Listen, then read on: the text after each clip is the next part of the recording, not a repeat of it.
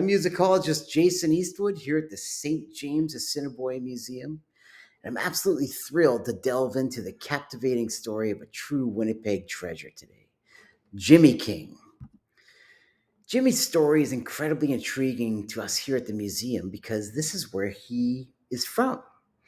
In fact, Jimmy King served as the president of this very museum, the St. James-Assiniboia Museum.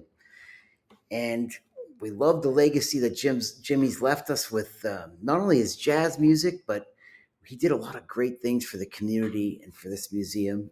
And today we're going to honor that. Because to Jimmy, St. James wasn't just a place, it was a community that nurtured creativity and culture. It's where he took his first steps and his last steps. And he was a musician and a community leader. So let's talk about Jimmy King. Born in St. James, Manitoba on April 26, 1920, Jimmy King attended Bannatyne School and Linwood School. After several part-time jobs, including a road trip with a country and western band, he joined the Royal Canadian Artillery in 1940 and served overseas for 5.5 years. Wow. Returning home after the Second World War, his musical career began in 1950 with a brief engagement at Winnipeg's Don Carlos nightclub. In the early days of his jazz journey, Jimmy King found himself in the heart of the action. He was the house band sensation at the Royal Alexandra Hotel, located at the bustling corner of Higgins and Main. Then in the 1950s through the 1960s, Jimmy had a fascinating double act going on. On one hand, he was selling pianos for the T. Eaton Company and spreading his musical magic that way, and also getting a lot of people into the piano. And at the same time, he was making the organ sing down at his other job, working in the day anyway, at Polo Park, where he worked as at the Hammond organ outlet. Wow. And at night, he was juggling all this while performing at weddings, corporate events, funerals, bar mitzvahs, jazz gigs, of course. You name it, Jimmy was there. And Jimmy wasn't just a piano and organ virtuoso. He was also all about the jazz scene. He'd pop up at the Stage Door, a happening jazz club on 4th Street that was founded by the incredible Jack Shapira. And the energy of those gigs must have been electric because Winnipeg had a reputation back then. We had Louis Armstrong came to town and Duke Ellington. And Jimmy's creativity was shining brighter than ever during this era. He stepped into the limelight, leading the Jimmy King Orchestra and the Golden Boy Brass.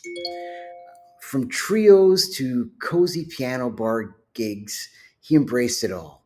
And if you ever strolled through Assiniboine Park during the summer months, chances are you'd catch Jimmy in action, creating enchanting melodies and that blending his music seamlessly with the park's beauty.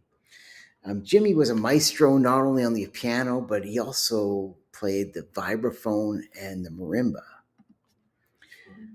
Alongside his beloved wife, Faye, Jimmy's journey unfolded with love and music. They were parents to 6 beautiful children, though the eldest, James, left them too soon as he died in infancy. Raising 5 kids as a musician was a journey of tight budgets and immense heart. Jimmy also was a journalist and brought to life the entertainment column Night Beat in the Winnipeg Free Press.